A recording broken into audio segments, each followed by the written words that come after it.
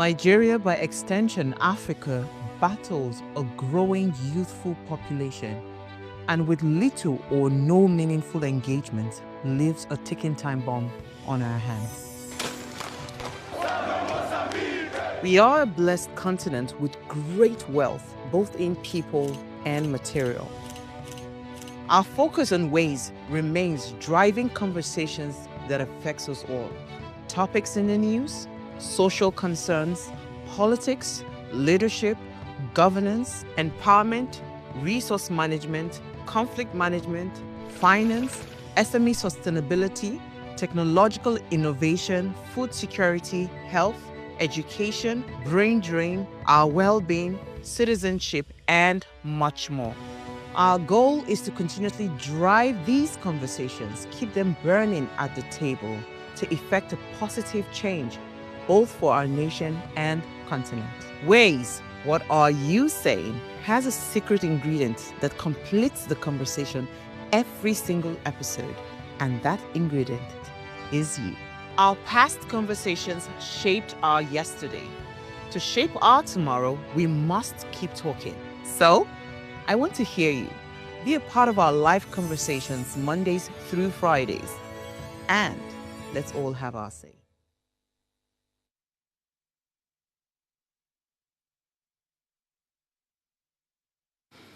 Nigeria, Africa's largest economy and a hub of entrepreneurial energy, has witnessed a surge in homegrown brands gaining prominence across diverse sectors, from fashion and food to technology and entertainment. With increasing global interest in African innovation and culture, many Nigerian brands are eyeing international markets as the next frontier. However, breaking into and thriving in the global marketplace present a distinct set of challenges, from inconsistent supply chains and branding limitations to regulatory hurdles and perception issues. Nigerian brands often face steep obstacles when attempting to scale beyond national borders. It's another episode on your favorite primetime show, Ways. My name remains Osayuame Saleh, and today we're asking, why do some Nigerian brands struggle to succeed globally? Now remember, Ways is all about you. You are the why in Ways. Be a part of the conversation every single day. Add your voice to the discussion. You can also head on to our YouTube channel. It's at Official Upgrade TV. Hit that subscribe button, like, share, and invite your families and friends to watch and join the show right now. When I open the phone lines, I'd love to hear your thoughts, especially if you play within the export space. Please tell us what you think are the limitations that you have faced, trying to take your products outside of the shores of this country. As always, let me allow you ponder on my quote for the day. 30% of our exports to the U.S. are rejected as a result of poor packaging and labeling, not quality of the products. And this was said by Williams Eze. He is the Director of Business Development, Nigerian Export Promotion Council. So we'll delve into the conversation around exports much later. But first, I am off on a break. When I come back, I'll let you in on my news interest for the day. Stay with me.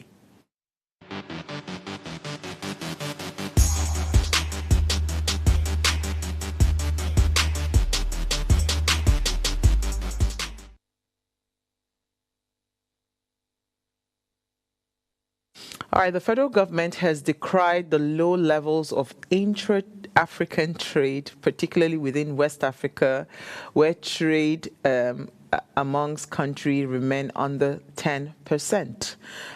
Despite decades of integration initiatives, our businesses cannot scale if our markets remain fragmented. According to what's her name now? I forget her name. Well, she warned and she said that she's calling for the dismantling of both tariff and non-tariff barriers that impede the flow of goods, services, and people. She says Nigerian African trade is not just an economic ambition, it is a practical path towards creating better jobs and stronger businesses. Why am I forgetting her name? Somebody help me with her name. Yes, Jumoke Oluwole now, yes. I saw the clips of the ongoing, I think it was West African summit, economic summit that happened, right? And, uh, everybody that knows what is going on right now, they have argued that as whether you like it or not, Nigeria has to get to that point, or Africans have to come together, to ensure that they come together to ensure that, we kind of form stronger ties within Africa and even strengthen the intra-trade, what's it called, network within Africa. When we do that, we might not even need to even disturb ourselves with external trade, So when I saw this, I said, well, it's the reality. So what are the things that, that is impeding some of the, what's it called, the intertrade from happening, and why do we have such a low number of 10%?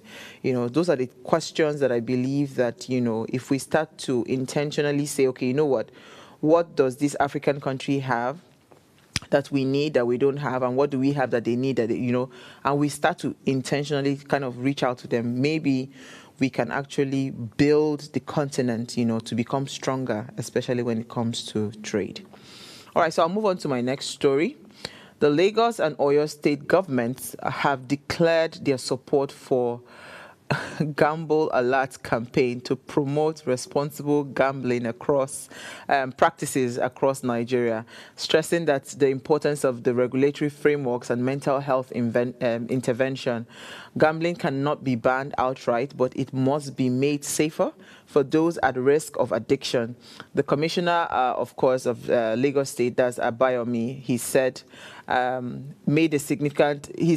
Lagos State had made a significant investment in mental health, including helplines and trained personnel at both primary and tertiary health institutions. He also revealed that the state was constructing a 500-bed mental health facility with a 1,000-bed rehabilitation wing, described as the largest of its kind in West Africa. He stressed the urgency of cross-sector collaboration, adding that a unified database was needed to track gambling-related health issues and support intervention planning. Abayomi also further noted that while gaming companies were required to offer self-exclusion option, enforcement remained inconsistent. Because I was just going to say that, when it comes to all the things around lottery, gambling, and all of that, I know there are very strict rules, but how they enforce it, the implementation is what we don't know, and that's what the Commissioner for Health is saying. Honestly speaking, I'm the wrong person to take this story because I really could not be bothered. I have never ever thought about it. I don't think I would ever do it. When I see these people doing it, I wonder what exactly is the hype. But obviously, a lot of people have gone to clear out their savings. They've actually even unalived people just because of, maybe a loss or something. It's a big deal. And a lot of people are, betting, they're gambling and all of those things. I don't know how it works. I've never tried it. I don't think I intend to.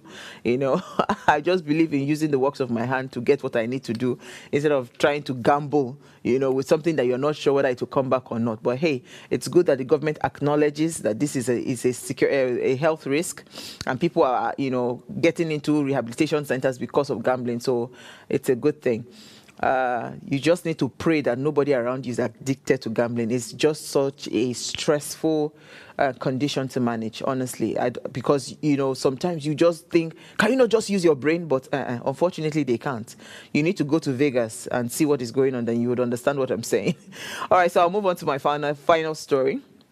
To tackle the rising cost of housing transactions in the built environment, the Lagos State Real Estate Regulatory Authority has partnered with the chairman of all 57 local government and local council development areas across the state. This initiative aims to regulate agency and legal fees charged by real estate practitioners, ease the burden of residents, and promote transparency in property transaction. The Commissioner for Housing, Moru Fatai, stated that the aim of the collaboration was not only to reduce the exorbitant fees being charged by some property agents, but to bring sanity to the build sector and make life easier for the average Lagosian. Housing is a basic necessity, and we are committed to ensuring it is accessible and affordable. The Lagos State government's ultimate goal is to achieve monthly payment of house rent, and we are working tirelessly towards this reality. So I am so happy about this, and honestly speaking, I think it is time to invite the Commissioner for Housing, Mr. Maruf Fatai. Let us have a conversation, because it is ridiculous. I saw a post today of a property that was 35 million naira per annum. You needed to have seen the state of that property. It is absolutely ludicrous. And a lot of, a lot of landlords, I don't understand how you think it is okay for you to give somebody a run-down building and you put such a high amount. When your building is completely run down, what you are supposed to do as a landlord is to bring down the cost, because you know whoever is going to go in there would have to spend a lot of money. I've heard a lot of landlords who say, hey, just paint you need. It's not just paint. The plumbing system might be completely gone. The electrical system might be completely gone. The tiles, everything. You have to put the house in a habitable state. But no. And you know what is even worse? After you have decided, you know what, let us assume I have the money to pay that exorbitant rent. I pay. I spend another, maybe almost that amount or even more to put the house in order. The landlord comes back a year after to tell you they have increased the rent between 80 to 100% increment. How does this make sense? Make it make sense to me. It doesn't make any sense. And I just feel like there has to be a lot of regulations. So if you want to charge very high amount of money, the house that you are charging that money for should look like the money you are calling. Should look like the money you're calling.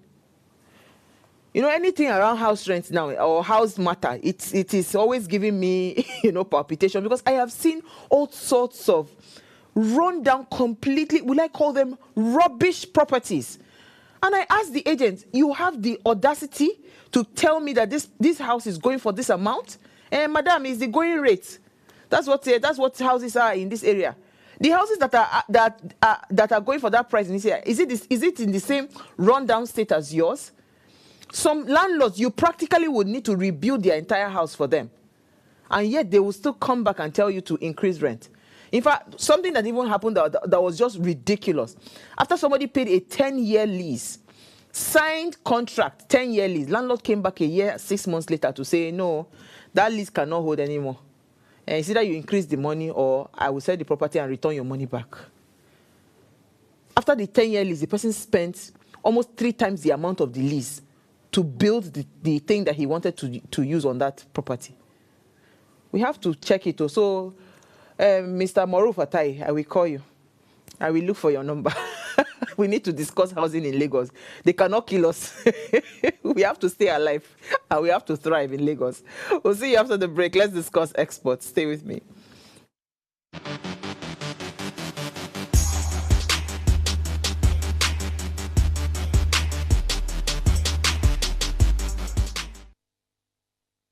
Life is made up of moments, some that fill us with joy, others that test our strength. Welcome to Heartlines. This is our space to explore the highs and lows of human connection, the love, the heartbreak, and resilience that shapes our life. From relationships to friendships, parenting to partnerships, and so much more. Every week, we share stories and conversations that define us, navigating love, separations, the struggles of parenting, dealing with anxiety and managing the pressures and stress of life. Real conversations that bring us closer, helping us heal, grow, and connect. So join me Mondays through Fridays at 10 p.m. for Heartlines, the show where we'll connect hearts, have real conversations with real people, one story at a time.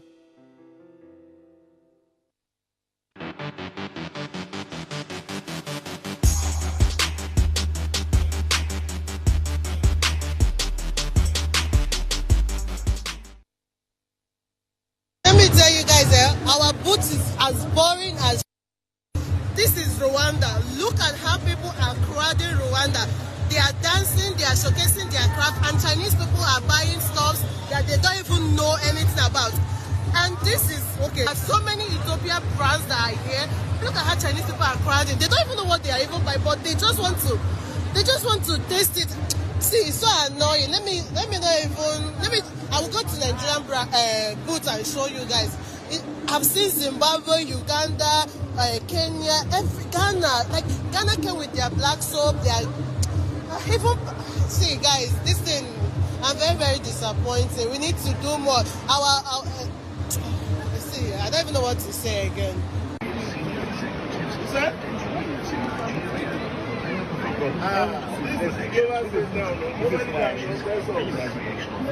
I am asking, where is the best of Nigeria? I'm done. Yeah, he's angry because Nigeria pavilion is very scanty. Nothing is here. Nothing is here, and he's so angry about what is like the condition of this place. Everywhere is very empty. Can you guys see? Very empty compared to other African pavilions. They have so many things. Do you know how angry? Look at what they brought. These are slippers. And don't know slippers.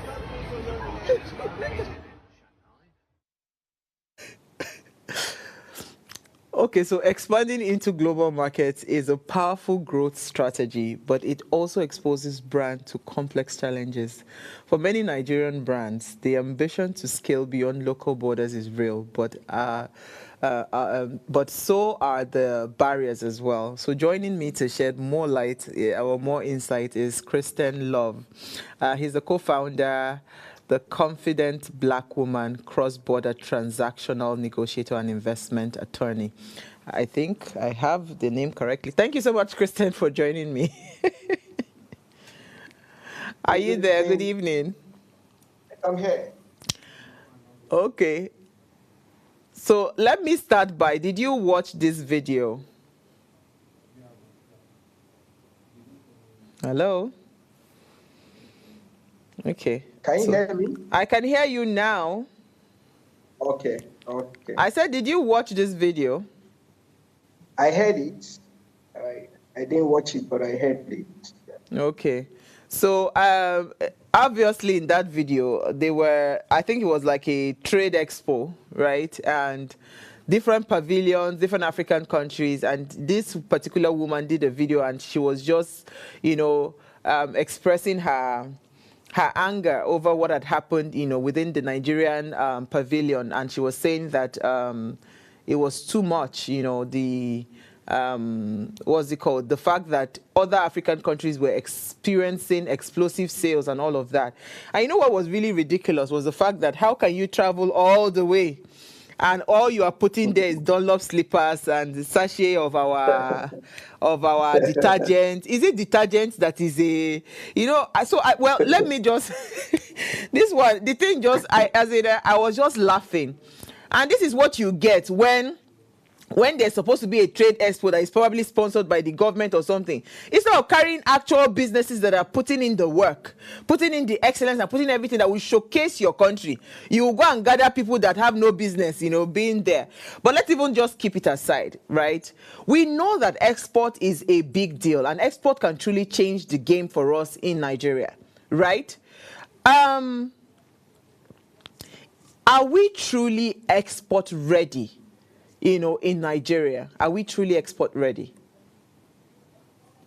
Oh, okay, thank you very much. Thanks for the opportunity to be with you. I think you guys are doing a lot of great things and ensuring that you keep the conversation going.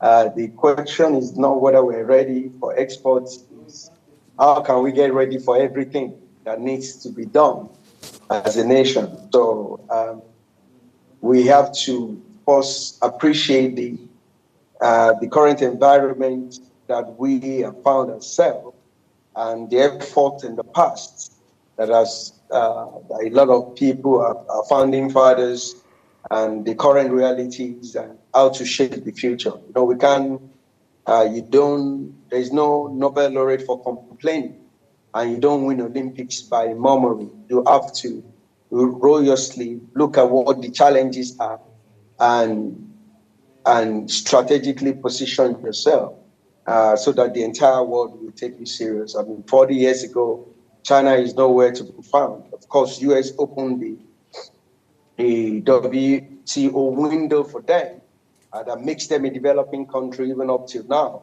But they roll their sleeves, put their house in order, and today they are not just the manufacturing hub for the entire world, but they are the second largest economy.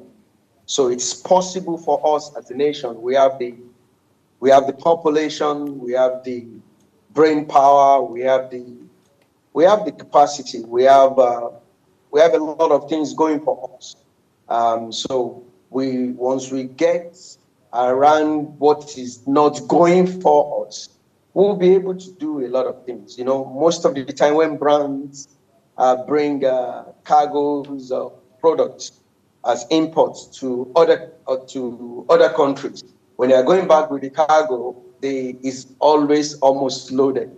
Or when they bring it to Nigeria, when they are going back, it's almost always empty. Because manufacturing is the foundation for any country that is going to grow, and any country that is going to be economically vibrant. And so we need to look inward and see where our manufacturing position is, and drive beyond conversation. I know government is doing a lot of things in terms of the economic forum, in terms of the Nigeria Economy Summit Group, but we need to sing from the same hymn book. We need a strategic blueprint that guarantees that all the stakeholders are working towards a common goal. Interesting. What do you think are the unique challenges, right, that Nigerian brands face? And what do you think are also our unique value propositions that we can start to offer the global market that would appeal to that market? Well, it's simple. Our challenges ranges from the political environment. You need a strong regulatory, legal framework. You need a strong financial base. You need to be able to say it will happen and it's going to happen on the other side for FDIs to be able to flow in. No country grows without the flow of foreign direct investment, including the United States. You know, you need the world is a global village, so you need to create an enabling environment that makes it easy for brands to stay rather than go, and for brands to rather than leave our country, and for brands to come in. Of course, there is a lot of challenges we face, which they can be, which you can overcome if we decide to do what is needful. Just like I said, we need to create a blueprint, a national blueprint on how we want to manufacture and how our products are going to be strategically. Yeah, so I understand that there's a national blueprint that needs to be. I'm saying that. So what are these unique? Because you see, for me, whenever I look at the Nigerian brand, I think we have so much that we can give.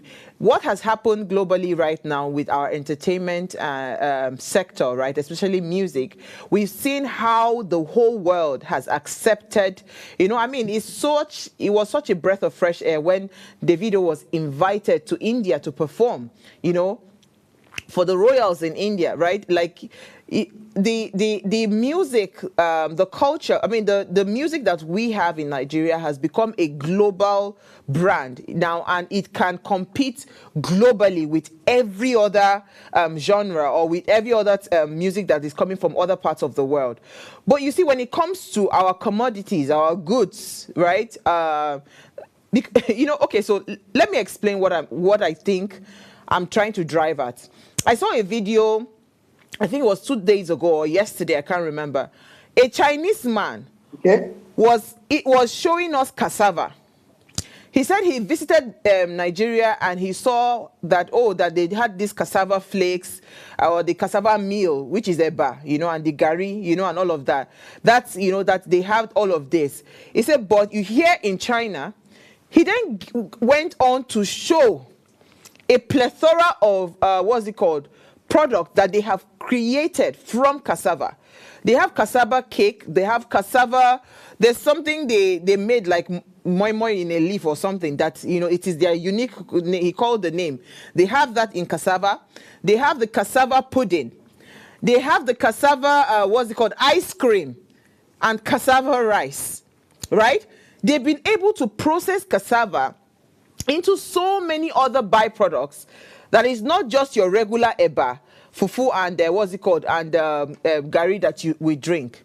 So the fact that we have commodities, we have goods that have not been able to translate into global acceptance is where I'm driving at. Because as it stands now, it seems like Nigerian brands cannot truly compete globally, with other parts of the world. Like if people go for trade exhibitions, they should be able to see something exciting about the brand that it becomes an instant hit where people are asking, for that product, for that brand. And this is what I see a lot of Chinese people do. This is what I see other parts of the world doing that we are not taking advantage of. So the driving home the point is, how do we start to intentionally position our brands that everywhere we go globally, it becomes a household, product that people are actually looking for. That's the point I'm making. Okay, fantastic. I think you've made a very valid point. On our music genre, I disagree a little bit, because how many people are empowered within the industry?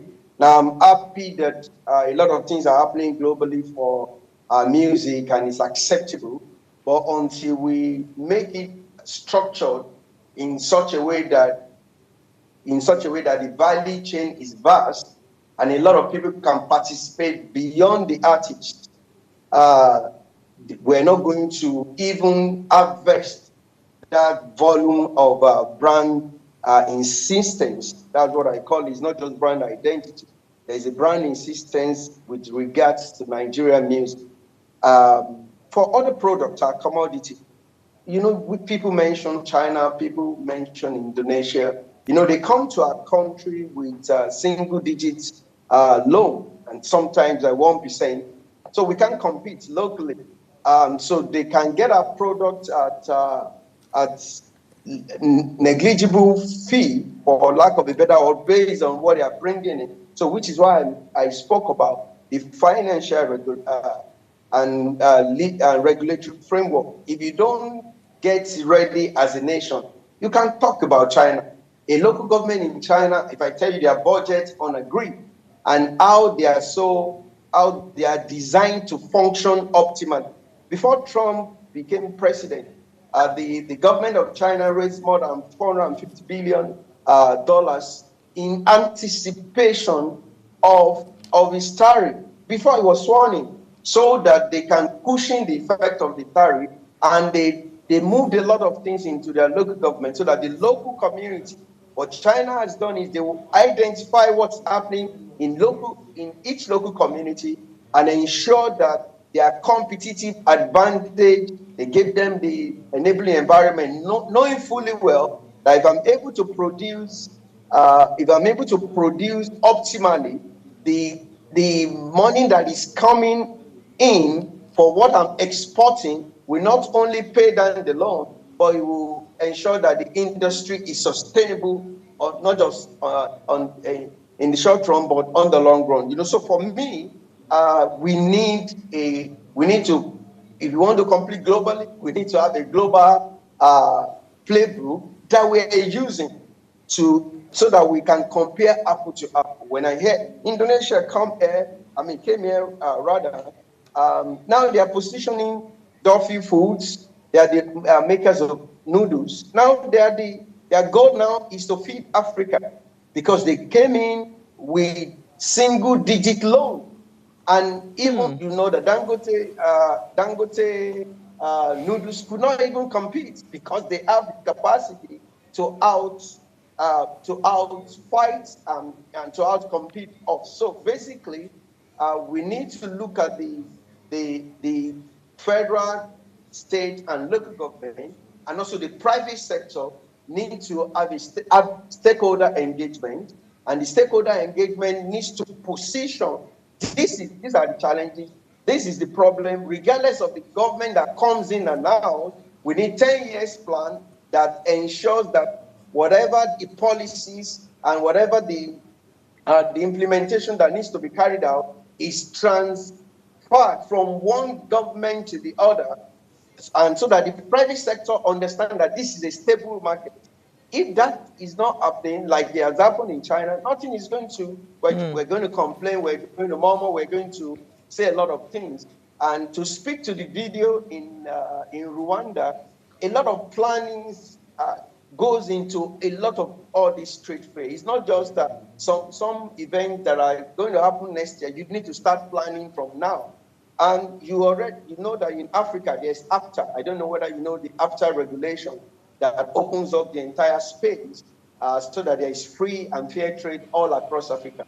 The only way we can implement it is if we have a framework as a nation, and if you have a framework as a nation, and if we systematically implement it. If we do not, we can't compete with those who are planning. We can't compete with those who have a 10-year plan. We can't compete with those who have. So I'm not surprised that palm oil is the mainstay of Malaysia's economy. They came to buy some seeds from us, and now they're exporting palm oil to the entire world because they made it a national program and project. And regardless of who becomes president or not, or states, they are going to follow and implement the same policy. That's the way nations are built.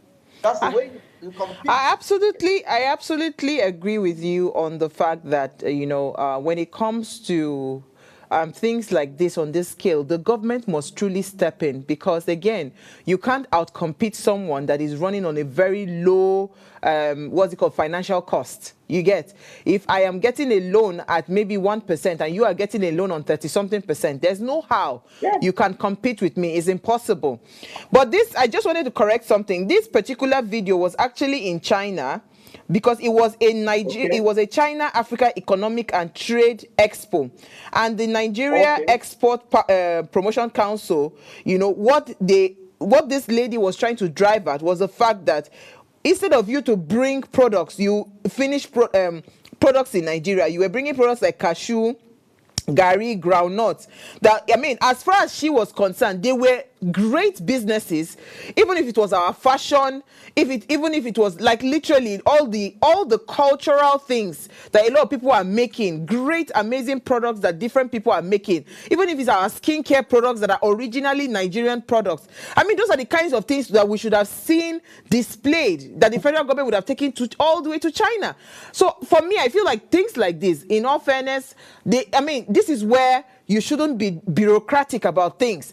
Look out for businesses. There are too many businesses, like 1,000,001 businesses, that can easily pack their entire product offerings and display, and they would get very important and engagement, and not only important engagement, even businesses coming back. But once they start to become bureaucratic, you're carrying people instead of people that can actually project our country that we are ready for business. That's what eventually happens. But let's go on a short break, right? When we come back from that break, we'll continue this conversation, and I really want us to understand how government policies can play a very huge role. You already touched on it, and I think that's the biggest. Government truly financing the sector and ensuring that manufacturers are able to produce amazing products that can easily stand and compete globally. We'll be right back after this break.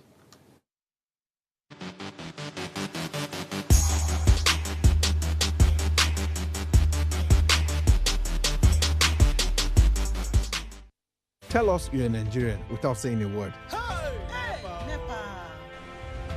Energy security is one of the most pressing issues for many developing countries like Nigeria. And if there's going to be any meaningful progress, addressing our energy issues is non-negotiable. I need to see light for my house. Make them do something. Band A is expensive. I literally have to turn off all my appliances just to reduce costs. We need light. Introducing the Energy Outlook, your go-to show for everything energy. Every week, we'll bring you the latest insights, innovation, and in-depth analysis of Nigeria's energy sector. From policy discussions to regulatory insights, we'll analyze the key decisions influencing growth and sustainability in the energy sector. We'll bring you the human stories behind the headlines, giving you a personal perspective on the broader energy challenges. Join me every Friday at 6 p.m. for the Energy Outlook, your guide to the future of energy, where energy means business. Life is made up of moments, some that fill us with joy, others that test our strength. Welcome to Heartlights. This is our space to explore the highs and lows of human connection, the love, the heartbreak, and resilience that shapes our life. From relationships to friendships, parenting to partnerships, and so much more. Every week, we share stories and conversations that define us, navigating love, separations, the struggles of parenting, dealing with anxiety and managing the pressures and stress of life. Real conversations that bring us closer, helping us heal, grow, and connect. So join me Mondays through Fridays at 10 p.m. for Heartlines, the show where we'll connect hearts, have real conversations with real people, one story at a time.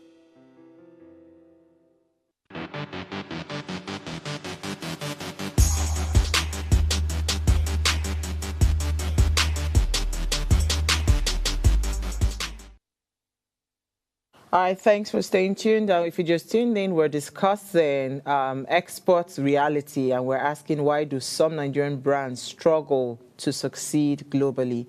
Now, please, let's hear what you have to say. Remember, you can join the conversation. Send us an SMS or WhatsApp to 081-803-84663. Our phone lines are also now open, 07025007749 or 07014242420.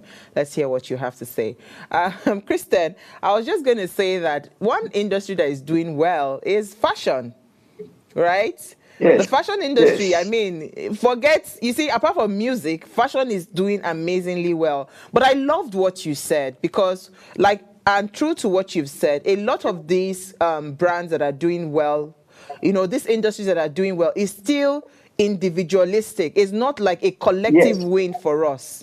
Do you understand? Yes.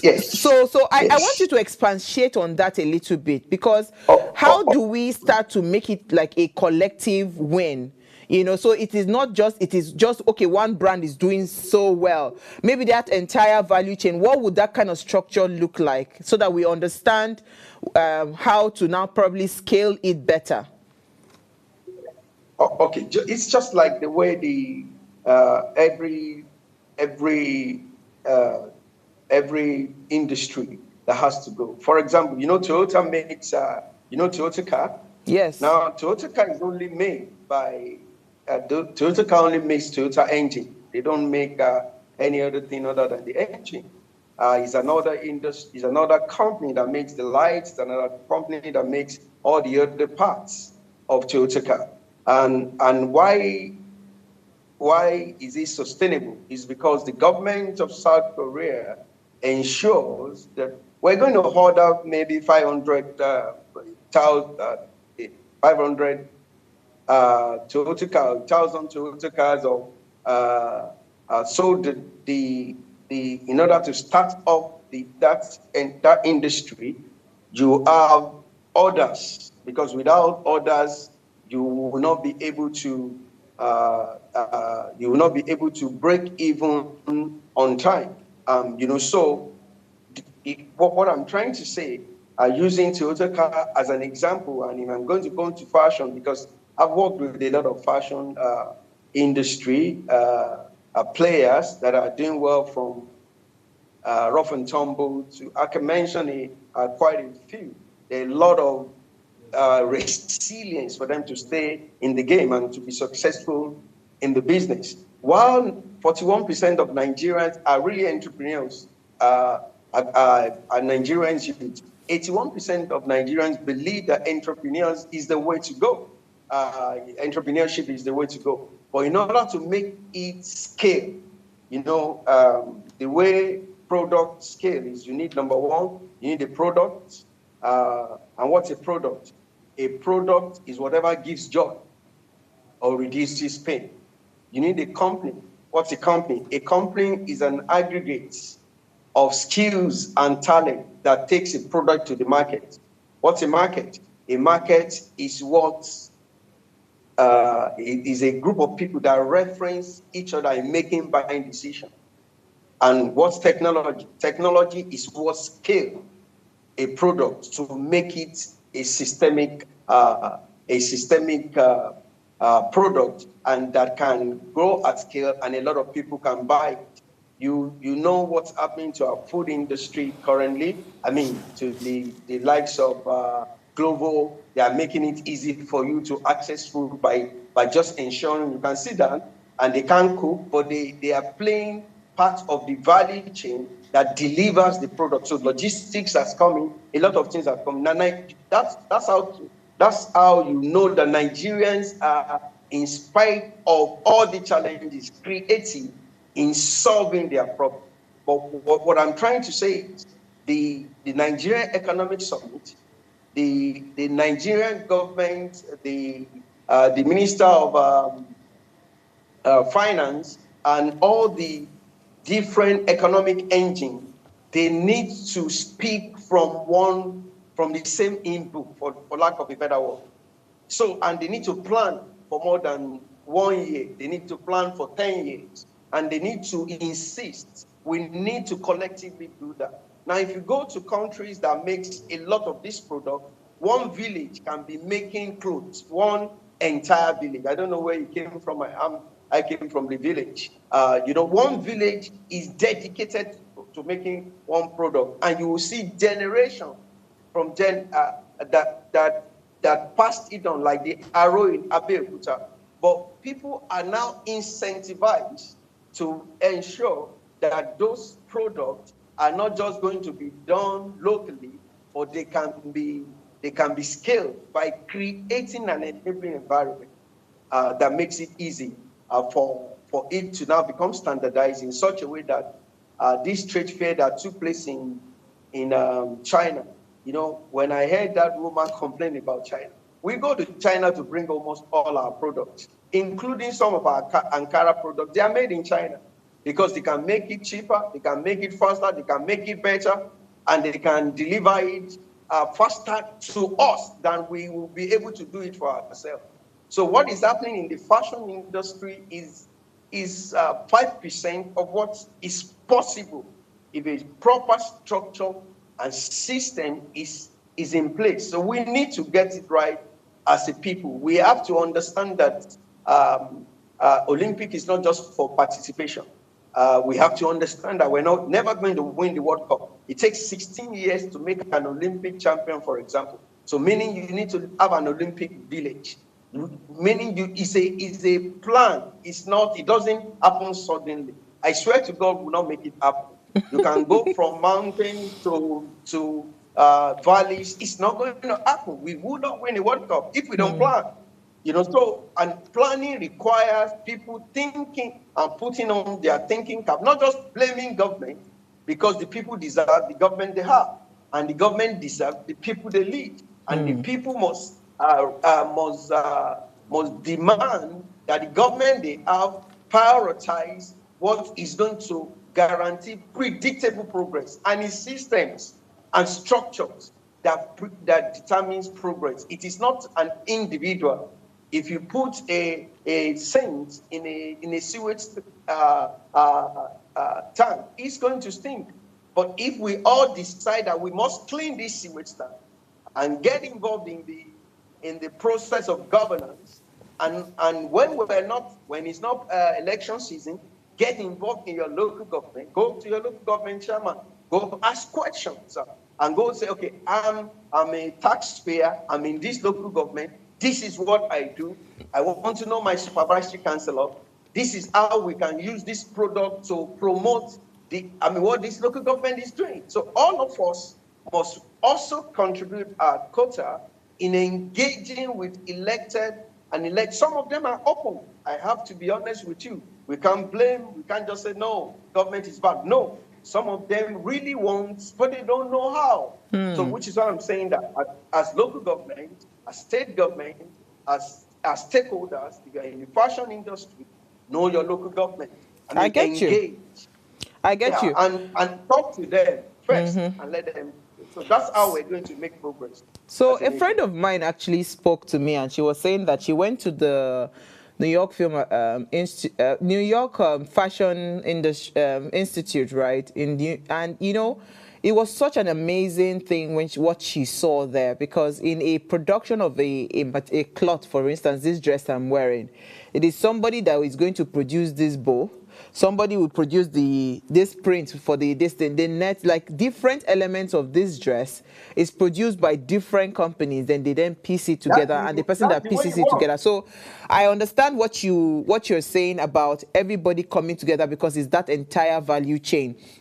But for me, I'm just wondering, you know, how does currency instability and all the economic instability, how does it impact, you know, profitability, you know, and the profitability, if at all some people want to go into the export business? Because if you maybe, for instance, want to pick up you want to pick up a loan, for instance, to start an export business, how would you become, you know, profitable? There has to be financing options, you know, that will be available to Nigerian brands that are seeking to expand globally. You know, we have to find those financial options that can compete with the global finance that we have, that people are exposed to, you know. And, you know, we are asking also that if there are foreign investors or international partnerships, you know, that are interested in the Nigerian brand, and if there is, then let the government facilitate it. Because if government is facilitating that, because honestly speaking, it didn't look tidy at all. How can you take bathroom slippers, Dunlop slippers? Like when you are going for a trade expo, you're supposed to take products that when they see, they say, oh, wow, this came from Nigeria. Those are the kind of products. So things like handmade soap that are very rich in some of our rare herbs that we don't have in anywhere, that they don't have anywhere in the world. Those are the kinds of things you would take there. So those kind of handmade soap, those kind of skincare products, you know, fashion, you know, even if you are taking, for instance, the gari and the cashew and the granite that they took, what is the value addition? You understand? Is it your regular granite, or you are carrying something that has been probably fine-tuned or something? Like, it didn't make any sense. And when I saw the sachet of detergent there, I said, oh my god, like detergent is not a brand that you want to carry to say you want to go and do it. Like, literally, how can this detergent, do you know the kind of detergent that they have in the, you know, the ones that we even take away? I've seen in China, I've seen some ads that your shirt is as brown as whatever a particular detergent that they have would bring it back to pure white. Is that the kind of country you want to now be taking dishwasher soap and detergent to? It did not make any sense to me. And unfortunately, these are the kinds of things we see all the time that just kind of like, come on. We have better things. You know, we have so many things that we can take. We have our sesame seed, we have our zobo, you know, we have so many things. There are so many fruits that we have that are unique to us. There are so many products that are unique to us that we should have taken to that kind of exhibition. And you see, for me, one of the biggest things that I think I really want to emphasize on, Nigerian brands, we need to just put a little bit of excellence to what it is that we're doing. Because if you truly want to compete globally, that excellence must be there. And it is that excellence that determines whether your brand will be, you know, would stand the competition that is out there in the global world. You know, I would have really loved to ask our guests how, you know, technology can help Nigerian brands, you know, overcome the barriers, especially when it comes to that entire logistics chain, compliance, and, you know, even helping them with market research, right? Because those are also part of the things.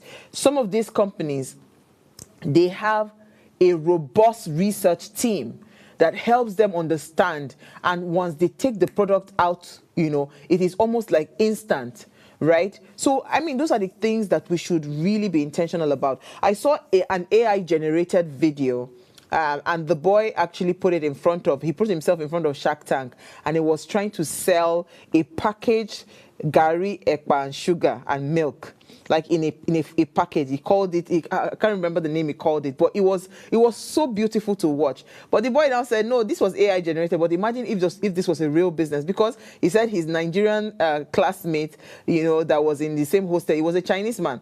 A Nigerian classmates used to take that as like, a quick snack, to quench hunger. Now, those are the different kinds of innovation. This is just one that we can do. I've seen how people have changed the way we do our small chops. They've just modernized it, made it look nice. So there are so many things that can be done.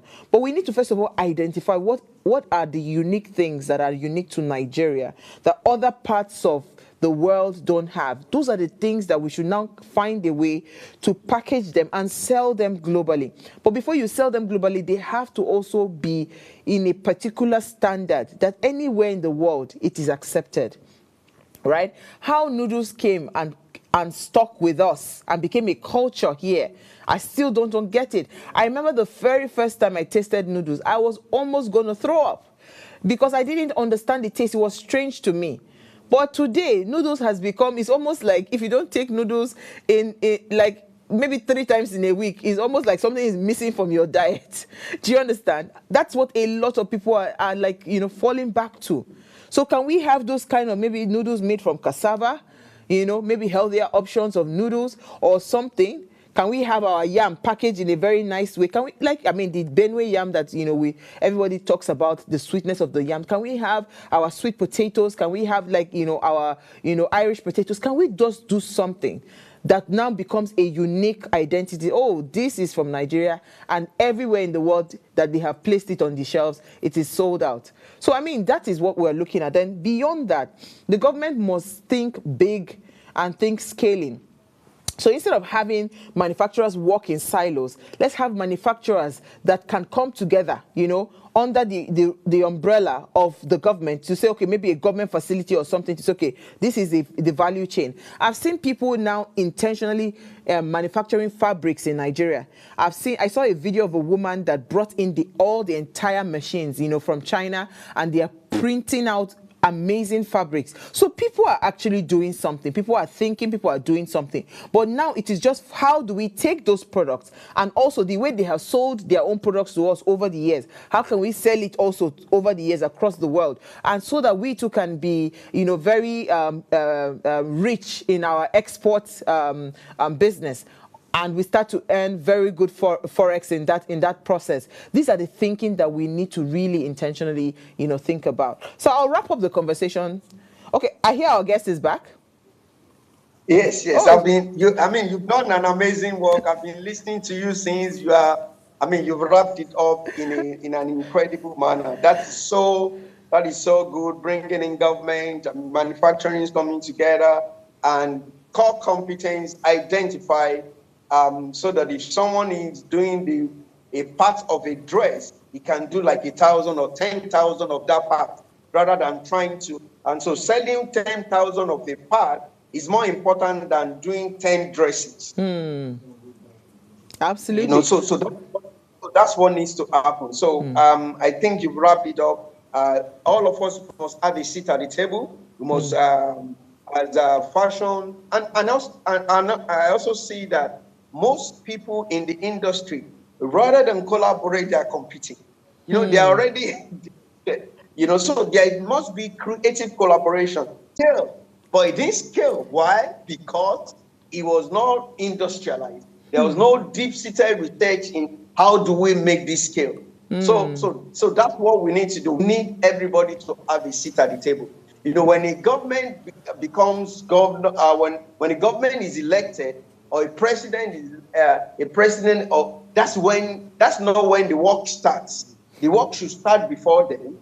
And election and participating in governance did not stop or should not stop when you cast your votes. Absolutely. You need to go and meet them. And make sure you always engage the stakeholders. You must engage. Absolutely. And they might frustrate you in engaging them, but keep going. Keep Don't going, give yeah. up. They did not give up while they were campaigning. You must not give up if you want Absolutely. your nation. Thank you so much, Christian. I mean, this has been an amazing conversation. I just want to quickly wrap up to say that the dream of global relevance is attainable for Nigerian brands, absolutely. But it requires investment, intentional strategy, and adaptability. Tackling issues around quality, logistics, compliance, branding, and government support is very essential. So while some brands like Dangote or Innoson are making strides, the majority still need structured pathways and support systems to thrive internationally. So this is where we all must strategically collaborate, like the guest just said. Thank you so much again to Christopher. Thank you for watching. Please remember to subscribe to our YouTube channel. If you missed our quote for the day, very important quote. It says 30% of our exports to the US are rejected as a result of poor packaging and labeling, not the quality of the products. And this was from William Eze. He is the business development Director of Business Development, Nigerian Export Promotion Council. So we'll see you guys Monday, 8 p.m. Enjoy the rest of your evening and your weekend. Nigeria, by extension Africa, battles a growing youthful population, and with little or no meaningful engagement, lives a ticking time bomb on our hands. We are a blessed continent with great wealth, both in people and material. Our focus on ways remains driving conversations that affects us all. Topics in the news, social concerns, politics, leadership, governance, empowerment, resource management, conflict management, finance, SME sustainability, technological innovation, food security, health, education, brain drain, our well-being, citizenship, and much more. Our goal is to continuously drive these conversations, keep them burning at the table to effect a positive change, both for our nation and continent. Ways, what are you saying, has a secret ingredient that completes the conversation every single episode, and that ingredient is you. Our past conversations shaped our yesterday. To shape our tomorrow, we must keep talking. So, I want to hear you. Be a part of our live conversations Mondays through Fridays. And let's all have our say.